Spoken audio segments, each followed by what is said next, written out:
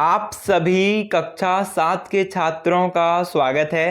तो छात्रों, आज की इस वीडियो में हम कक्षा 7वीं विषय विज्ञान एवं प्रौद्योगिकी माह अगस्त मासिक आकलन टेस्ट 2022-23 का संपूर्ण हल कंप्लीट सॉल्यूशन देखने वाले हैं, जिसमें छात्रों हम खंड आ और साथ ही आपके खंड व दोनों का हल देखेंगे, जिससे आप पूर्णांक 25 में से 25 अंक पा सको, आपकी शिक्षक आपका एक भी अंक ना काट पाए। तो करते हैं वीडियो को स्टार्ट। पूर्णांक है 25 और आपको समय मिलेगा 40 मिनट। ठीक है, सबसे पहले आपके लिए पेपर में वस्तुनिष्ठ प्रश्न है और पहला प्रश्न है क्षेत्रफल का एसआई मात्रक खाली स्थान है। तो आपको पहले में उत्तर लिखना है क्षेत्रफल का एसआई मात्रक वर्ग मीटर है। फिर जो दूसरा प्रश्न है, सेंकने के लिए बोतलों में गर्म जल भरा जाता है क्योंकि जल की खालिस्तान अधिक है। तो आपको यहाँ पर उत्तर लिखना है जल की ऊष्मधारिता अधिक है। तीसरा है खालिस्तान रंग ऊष्मा का सबसे अच्छा अवशोषक है। तो आपको तीसरे में उत्तर लिखना है काला रंग ऊष्मा का सबसे अच्छा अवशोषक है। फिर आपके इसके बाद आते हैं अति लघुत्तरीय प्रश्न। तो अति लघुत्तरीय प्रश्न में पहला प्रश्न है यानी चौथा प्रश्न है आपका, घनत्व से क्या तात्पर्य है। फिर पांचवा, यदि किसी तालाब में मछलियों के अलावा अन्य सभी सजीव समाप्त हो जाएं तो क्या होगा, लिखिए। और छठवा, पसीना आने पर हवा से ठंडक महसूस होती है, क्यों। तो हम पहले इन तीन प्रश्नों के उत्तर देख लेते हैं। तो आपके चौथे प्रश्न का उत्तर आपके सामने है।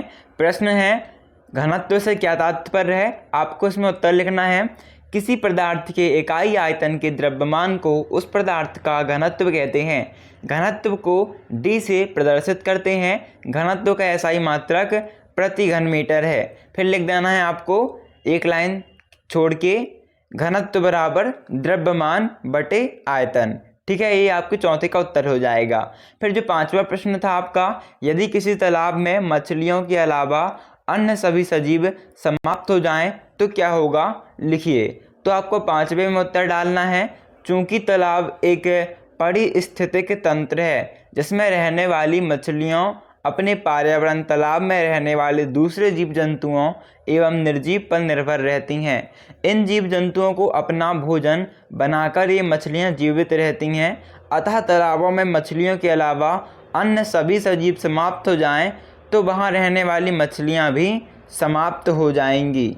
ठीक है, ये आपको पांचवे में उत्तर लिख देना है। फिर छात्रों आपका छठवां प्रश्न है, पसीना आने पर हवा से ठंडक महसूस होती है, क्यों।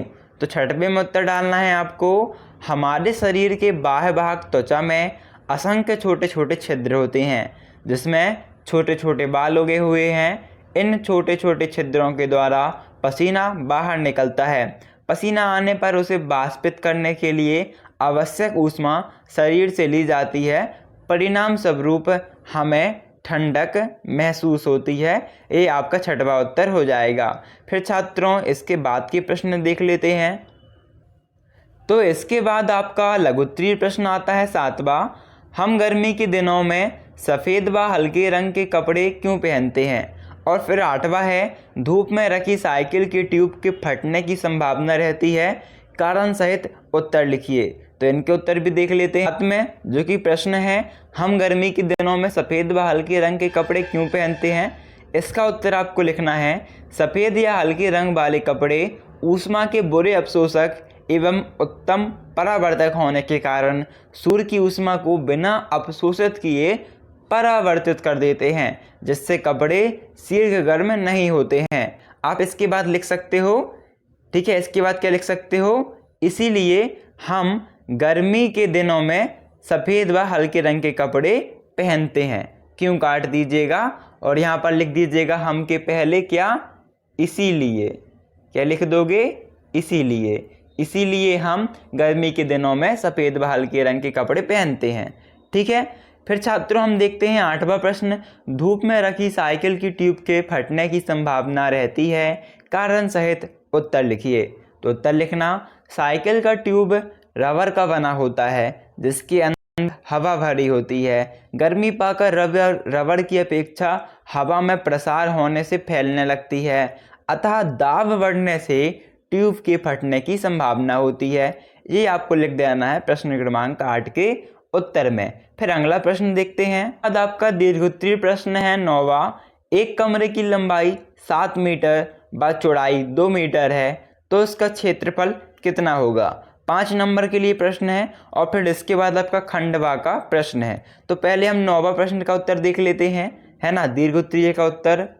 तो प्रश्न क्रमांक 9 आपके सामने है। एक कमरे की लंबाई 7 मीटर व चौड़ाई 2 मीटर है, तो इसका क्षेत्रफल कितना होगा? उत्तर डालना है पहली लाइन में कमरे की लंबाई बराबर 7 मीटर, दूसरी लाइन में कमरे की चौड़ाई बराबर 2 मीटर। क्योंकि इसके बाद लिखना, क्योंकि कमरा आयताकार होता है ना। कमरा कैसा होता है? आयताकार होता है, मतलब आयत के आकार का होता है। कमरे का क्षेत्रफल या फिर आप लिख सकते हो तो, या फिर तब कौमा कमरे का क्षेत्रफल, लंबाई गुणित क्षेत्रफल चौड़ाई, ठीक है, लंबाई गुणित चौड़ाई। और लंबाई कितनी है हमारे पास? 7 मीटर। चौड़ाई कितनी है? 2। तो कितना हो जाएगा? 7 मीटर गुणित 2 मीटर, तो कितना आ जाएगा? 14। और क्षेत्रफल की इकाई क्या होती है? हमने पहले ही ऑब्जेक्टिव में पढ़ा, वर्ग मीटर। अब क्षेत्रफल निकाल रहे हैं ना, तो उत्तर क्या जाएगा? 14 वर्ग मीटर। फिर लिख देना है आपको, अतः कमरे का क्षेत्रफल कितना होगा? 14 मीटर स्क्वायर होगा। वर्ग मीटर कह लो या मीटर स्क्वायर कह लो, बात एक ही है, या लिख भी सकते हो 14 वर्ग मीटर होगा। ठीक है छात्रों, अभी देखते हैं इसके बाद के प्रश्न का उत्तर।